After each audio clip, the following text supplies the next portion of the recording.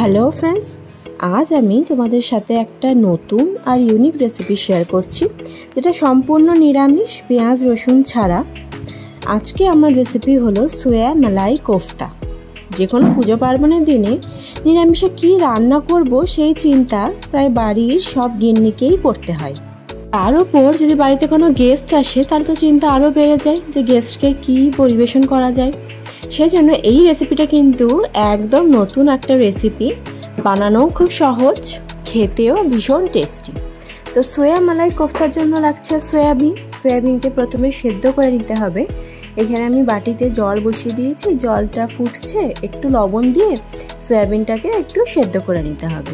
সয়াবিনটা সাধারণত দুভাবে সেদ্ধ করা যায়, কেউ জলে 3-4 মিনিট বয়েল করে, কেউ গরম জল করে 5-7 মিনিট মতন ভিজিয়ে রাখে। তো আমাদের বাড়িতে এরকমভাবে বয়েল করেই করা হয়, এতে সয়াবিনটা বেশি নরম হয়।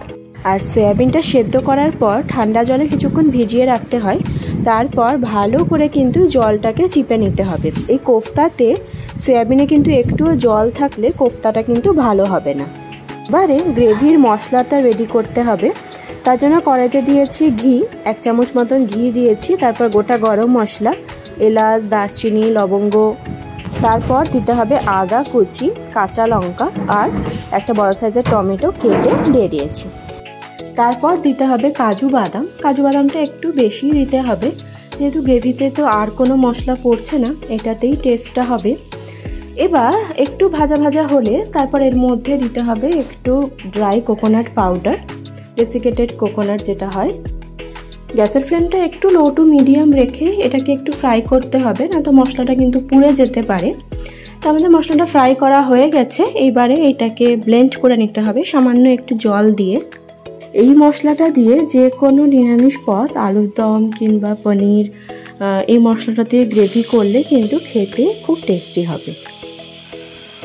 তো আমাদের মশলাটা ব্লেন্ড করা হয়ে গেছে, এবার কোফতার প্রিপারেশনটা করতে হবে। তো কোফতার জন্য আমাদের সয়াবিন, তার সঙ্গে আদা আর কাঁচা লঙ্কা একসঙ্গে মিক্সিতে ব্লেন্ড করতে হবে। আর যেহেতু কোফতা হবে সেজন্য সয়াবিনটা খুব ভালো করে ব্লেন্ড করতে হবে, আর মিক্সিতে ভালো ব্লেন্ড হয়ে যায় যেহেতু সয়াবিনটা নরম থাকে। এবারে এর মধ্যে দিতে হবে একটা সেদ্ধ করা আলুটা আপনারা আপনাদের আন্দাজ মতন দেবেন। আমাদের সয়াবিনটা কম, দেখতেই পাচ্ছেন, সেজন্য আমরা একটাই আলু দিয়েছি। এবার এটার মধ্যে দিতে হবে 1 চামচ কর্নফ্লাওয়ার আর 1 চামচ চালের গুঁড়ো। কর্নফ্লাওয়ারের মাপটা কিন্তু সম পরিমাণে রাখতে হবে, 1 চামচ কর্নফ্লাওয়ার, 1 চামচ চালের গুঁড়ো। তার মধ্যে দেওয়া হচ্ছে স্বাদ মতো লবণ, সামান্য একটু চিনি আর একটু গরম মশলা গুঁড়ো। এবারে খুব ভালো করে এটাকে মাখতে হবে, একটা মন্ডর মতন করে নিতে হবে। আর বাইন্ডিংটা একটু টাইট হবে, না তো কোফতাগুলো ভেঙে যেতে পারে। এবারে এখান থেকে গোল গোল কোফতা তৈরি করে নিতে হবে, এরকম হাত দিয়ে ভালো করে প্রেস করে করে একদম স্মুথ বল হবে, একটু ফাটা ফাটা হবে না। এই দেখুন, আমাদের কোফতাগুলোকে আগে রেডি করে নেব, তারপর এগুলোকে ফ্রাই করতে হবে। তো ফ্রাই করার জন্য এখানে ফ্রাইং প্যানে সাদা তেল দেওয়া হয়েছে, তার মধ্যে এবার কোফতাগুলোকে ভেজে নিতে হবে। আর প্রথমেই সব কোফতা একবারে তেলে ছেড়ে দিবেন না, 2-3টা ছাড়ার পর দেখবেন যদি ভেঙে না যায় তাহলে আবার বাকিগুলো ছাড়বেন। এগুলো ভাজতে একটু টাইম লাগে, একটু লো টু মিডিয়াম ফ্লেমে এগুলো ভাজলে বেশ ভাজাটা ভালো হয়। এপিট ওপিট একটু লাল করে ভেজে নিতে হবে। এইভাবে সব কোফতাগুলোকে ভেজে নিতে হবে। আর এই দেখুন, পুরো কিন্তু সব দিক সমানভাবে লাল করে ভাজতে হবে। তো যেগুলো ভাজা হয়ে গেছে সেগুলোকে আমরা তুলে নিচ্ছি। এবারে গ্রেভির প্রিপারেশনটা করব।